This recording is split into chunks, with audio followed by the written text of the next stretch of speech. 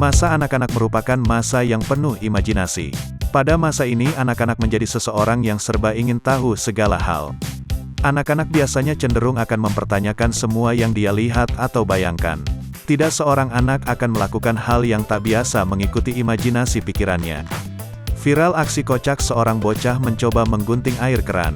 Video tersebut diunggah akun Twitter @garasikomedi pada Minggu tanggal 13 Februari tahun 2022. Mungkin hal tersebut juga dirasakan oleh bocah lelaki ini. Rekaman video berdurasi 19 detik memperlihatkan seorang bocah lelaki yang sedang jongkok di dekat keran air. Bocah lelaki ini memegang gunting pada salah satu tangannya. Sementara keran dia biarkan terbuka, airnya mengalir. Si bocah tampak bereksperimen menggunting air keran yang mengalir. Ekspresinya terlihat sangat fokus pada aliran air keran.